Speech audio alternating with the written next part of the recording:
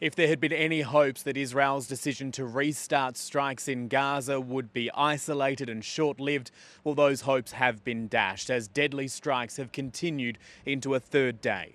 Attacks have hit towns across Gaza from the north to the south. The injured and the dead rushed to hospitals, which are struggling with the desperate pleas for help in this intense period of fighting. Among those killed, 5 staff members from the United Nations Palestinian aid agency, UNRWA, a day after another UN worker was killed and 5 more were injured. Humanitarian staff are fearful for their lives as they try to support the local community. The ABC was interviewing the UN's children's agency UNICEF about the impact that these Israeli strikes are having on the youngest Gazans. More than 180 children have been killed since the strikes began on Tuesday, and more strikes hit as we were having our discussion. This stress, this anxiety they're in, that's an explosion. I don't know if you could hear that. That's an airstrike. That's a bomb just dropping in the vicinity of where I am. Tens of thousands of Palestinians have been forced to flee their homes as Israel issued evacuation orders, expanding ground operations in Gaza as well as launching airstrikes.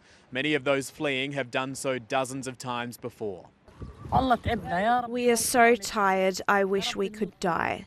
Let us all die. I wish I could die with my children, and it will be over. And for the first time since the ceasefire was shattered by Israel, Hamas has hit back, firing 3 rockets towards Tel Aviv, 1 intercepted by the Iron Dome defence system, 2 landing in what the IDF says were open areas.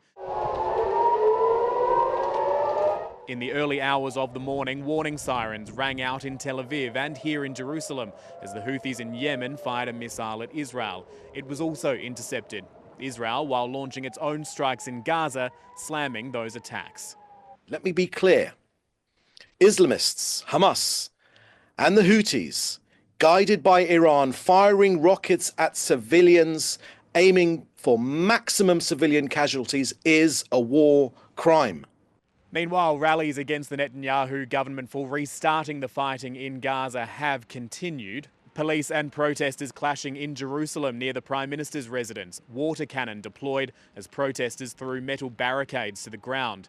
A prominent Israeli opposition politician knocked to the ground in the scuffles. Israel's government continuing its offensive in Gaza despite international and domestic condemnation of its actions.